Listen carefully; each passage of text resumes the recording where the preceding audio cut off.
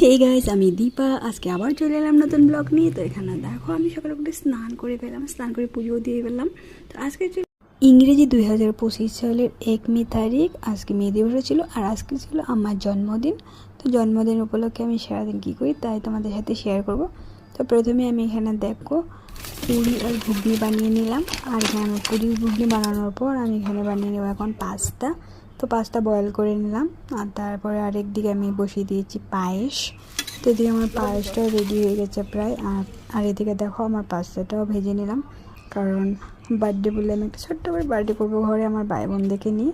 তো এখান থেকে আমি রেডি হয়ে পড়েছি। আমি যে ড্রেসটা পরেছি এটা আমার ভাইয়া দিয়েছে, আর ভাই আমাকে বছর বছর একটা ড্রেস দেয়।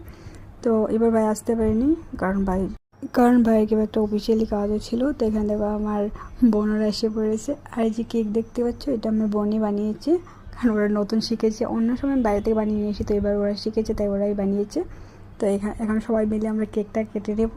তারপরে দেখো একটা মজার বিষয় হয়েছিল আগে, আর যখন আমরা কেকটা কাটতেছিলাম, তো সোনামাকে বললাম সোনা তুমি কেক কাটো। তো সোনামা বলছে না, ও কাটবে না। সোনামা বলছে আমাকে আগে কাটবে, আমি ছোটো কেকটা কাটবো আর ও বড় কেকটা কাটবে। তো বললাম ঠিক আছে। আর তারপর আমি ছোটো কেকটা কেটে নিলাম। আর যখন ছোটো কেক কাটলাম তো সবাই মিলে বললো যে কেক কাট। আর দিয়ে দেখলাম সোনামাকে বললাম কেক কাটবে, তো ও কিছু বলেনি, ও কাটে নেই। ও ভেবেছি ও বড়টা কাটবে। তো আমি কেটে ফেললাম, বড়টাও কেটে ফেললাম। ও ওদিকে তাকিয়েছিল। তো যখন দেখলো যে না আমি দুটোটা কেক কেটে ফেলেছি, ও এত রেগে একদম লাফিয়ে এখান থেকে চলে গেছে। আমরা তো অবাক, আরে কী হলো, ও কেন রাগ করেছে, ও রাগ করেছে কেন আমি ওকে কেকটা কাটতে দিই নাই। তো তারপরে অল্প কেকও খায়নিও। আর একদিকে আমি সবাইকে কেক খাওয়ানোর মাঝে ব্যস্ত ছিলাম, আর ওইদিকে দেখে সোনামা কাছে নিয়ে ও কোথায় চলে গেলো। তারপরে সবাই মিলে গিয়ে দেখলাম ওদিকে ও অন্য রুমে চলে গেছে, আর শুধু কাঁদছে। সবাই মিলে এত সরি বলছি ওকে, আমার কিছু শুনতেই চাচ্ছে না, এরকম রেগে গিয়েছে।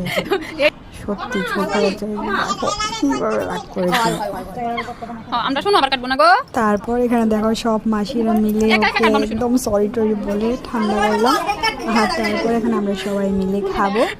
আর তারপর রাত্রে ডিনারে কি ছিল, আজকে ছিল পুরো ভেজ, কারণ আজকে ছিল গুরুবারে আমরা নিরামিষ খাই, তাই কোনো রকমের মাছ মাংসের আয়োজন ছিল না। তো তারপরে এখানে দেখো মা আমাকে অল্প কেক খাইয়ে দিয়েছে। তাই দেখো রান্নাও হয়ে গেছিলো কমপ্লিট। আর দেখতে পাচ্ছ এখানে সব নিরামিষ। Bye bye.